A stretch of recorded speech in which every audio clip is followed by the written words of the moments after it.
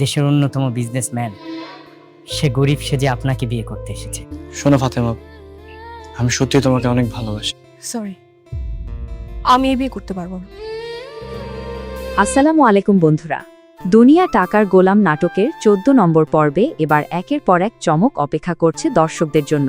শুরুতেই প্রকাশ পায় পথ শিশুদের জন্য দেয়া সব অনুদানের টাকা দাউদ খানের অ্যাকাউন্টে চলে গেছে, যা নতুন ষড়যন্ত্রের ইঙ্গিত দেয়।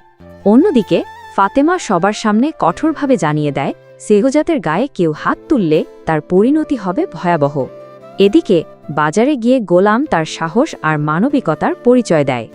এক অসাধু ব্যবসায়ীকে শিক্ষা দেবার পাশাপাশি একজন তরুণীকে বখাটেদের হাত থেকেও বাঁচায়। কিন্তু ঠিক সেই মুহূর্তেই ঘটে সবচেয়ে বড় টুইস্ট। কিছু ভুয়া পুলিশ এসে গোলামকে গ্রেফতার করে নিয়ে যায়। আসল পুলিশ জানিয়ে দেয় তারা কাউকে গ্রেফতারি করেনি। তাহলে গোলামকে কারা তুলে নিয়ে গেল, আর কেন? এরপর রহস্য আরও গভীর হয়। গোলামকে একটি গোপন বাংলোতে নিয়ে যাওয়া হয়, যেখানে একজন বিশ্বস্ত সহযোগী তাকে তার অতীতের কথা মনে করানোর চেষ্টা করে।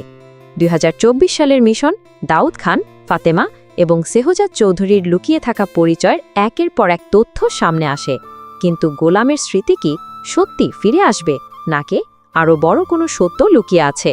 সবচেয়ে আবেগঘন মুহূর্ত আসে যখন অতীতের সেই ঘটনা দেখানো হয়, কিভাবে ধনী সেহজাত ভালোবাসার জন্য গরিব বাবলু সেজে ফাতেমাকে বিয়ে করতে গিয়েছিল, কিন্তু সত্য প্রকাশ হতেই ফাতেমা নিজেকে প্রতারিত মনে করে বিয়ে ভেঙে দেয়। সেহজাদের ভালোবাসা কি শেষ পর্যন্ত জয়ী হবে, নাকি এই ভুল বোঝাবুঝি বদলে দেবে সবার জীবন?